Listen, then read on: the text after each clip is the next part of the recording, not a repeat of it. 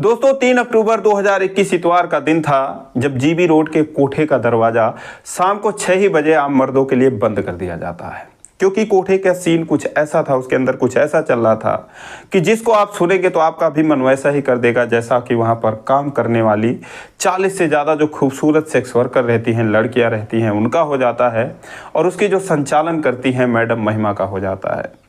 दोस्तों आइए इस कहानी के माध्यम से, एक सच्ची कहानी है, इसके माध्यम से जानते हैं कि आखिर उस रात उस शाम उस कोठे पर चल क्या रहा था। लेकिन वीडियो में आगे बढ़ने से पहले है आपसे रिक्वेस्ट है कि आप वीडियो को लाइक कर दीजिए ताकि मेरा हौसला बढ़ता रहे।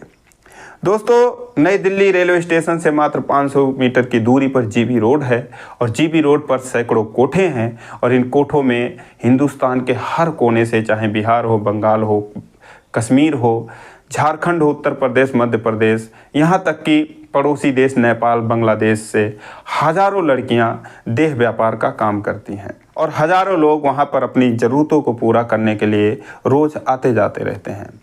दोस्तों ये कहानी शुरू होती है 14 जून 2020 से।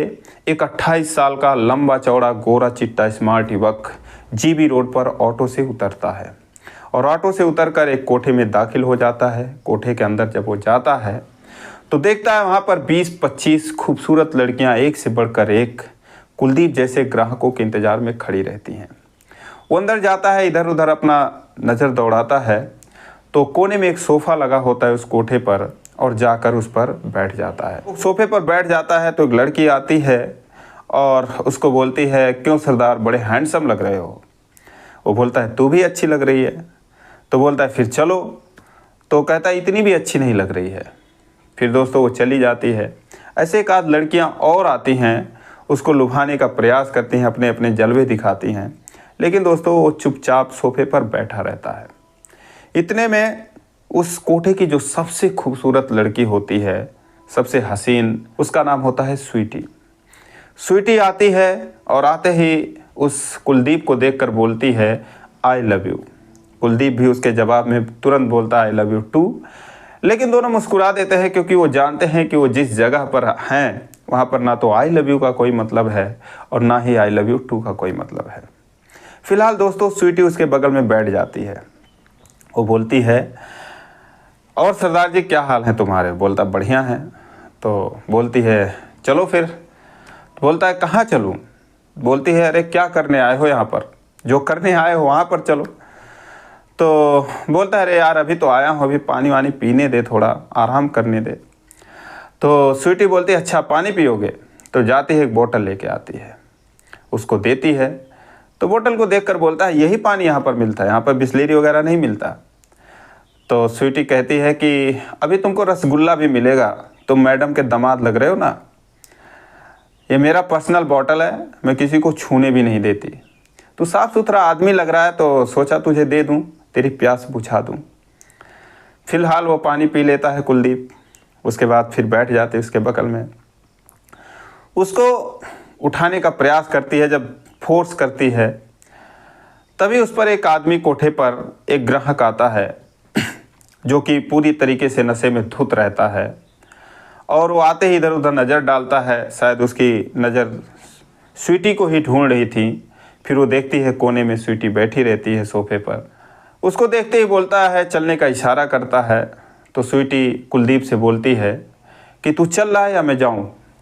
तो कुलदीप बोलता है, जा, मुझे नहीं जाना।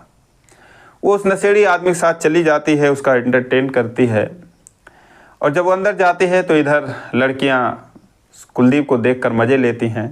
एक कहती है कि क्यों सरदार जी, पैसे नहीं है क्या। एक कहते, अरे पैसे नहीं है तो उधार ही कर लेते हैं, कभी दे देना आते जाते। फिलहाल वो बोलती रहती हैं, कुलदीप सुनता रहता है।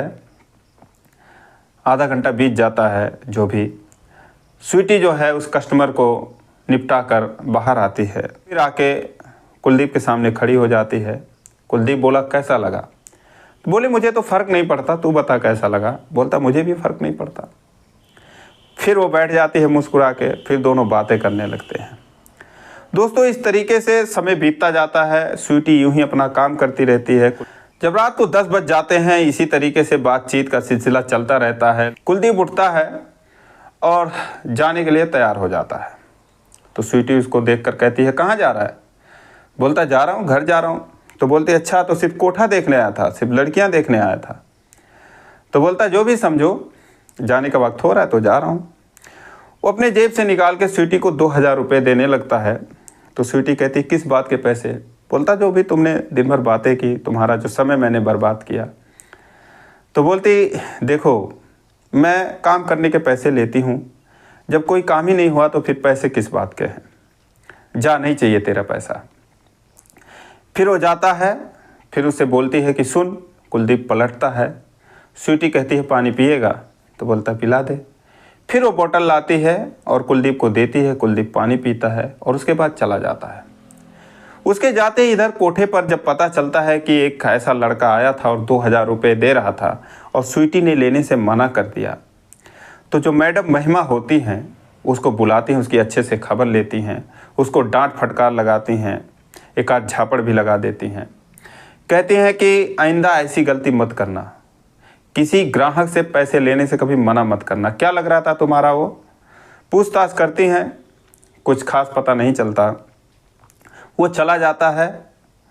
दोस्तों ठीक एक हफ्ते बाद इतवार को ही कुलदीप फिर उसी कोठे पर दाखिल होता है, शाम को 4 बजे। जब दाखिल होता है तो ये हुआ कि सरदार आया, सरदार आया। स्वीटी दौड़ कर जाती है सीढ़ियों पर तक, उसको देखती है, वो खुश हो जाती है, उसका हाथ पकड़ लेती है और कहती है कि मुझे उम्मीद नहीं थी कि तू फिर आएगा, लेकिन मैं फिर भी तेरा इंतज़ार कर रही थी। कुलदीप कहता अच्छा मेरा इंतज़ार कर रही थी? तो बोली हाँ। तो उसको लेकर आती है, सोफे पर बैठ जाता है।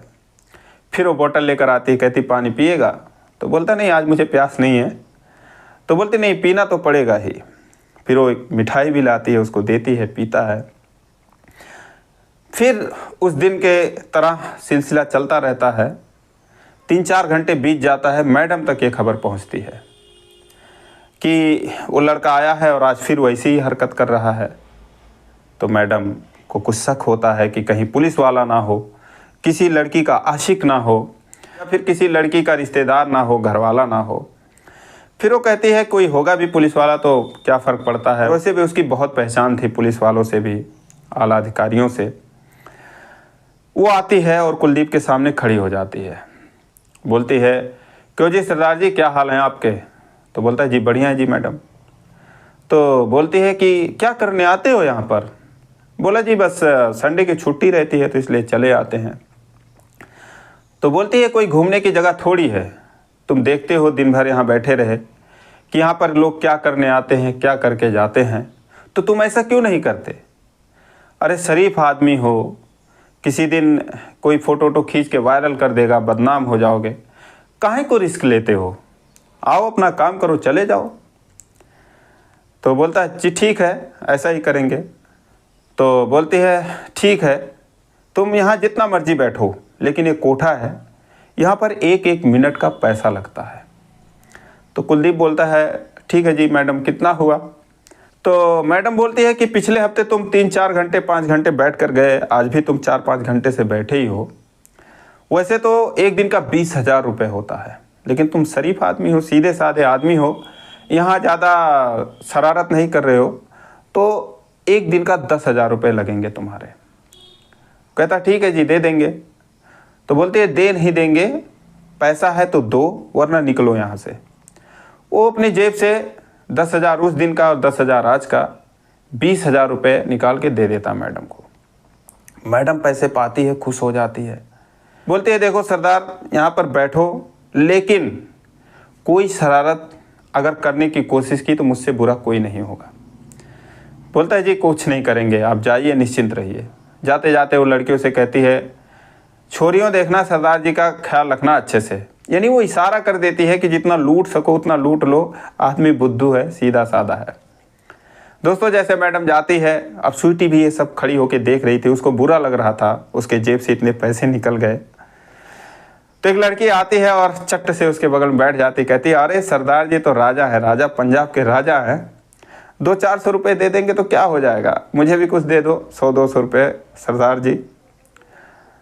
तो उसको हाथ पकड़ के स्वीटी होती है, उठा देती है, बोलती है चल भाग यहाँ से। तो बोलता है तेरा क्या, तुझे क्यों बुरा लग रहा है? तो बोलती है कि अभी पेट नहीं भरा, इतना तो पैसे दे दिए इसने। फिर वो बोलता है अच्छा रुक रुक ठहर, अपने जेब से 100-200 निकालता है कुलदीप और उस लड़की को दे देता है। इतने में फिर एक ग्राहक आता है, स्वीटी को लेकर चला जाता है। बहुत सारे लोग आते जाते रहते हैं, अन्य लड़कियों के साथ भी जाते हैं, लेकिन स्वीटी सबसे ज़्यादा बिजी रहती है क्योंकि बहुत ही खूबसूरत रहती है, सबसे ज़्यादा हसीन होती है। उसकी उम्र 22-23 साल की होती है। फिर उस दिन का भी समय ऐसे कट जाता है, रात के 10-11 बज जाते हैं।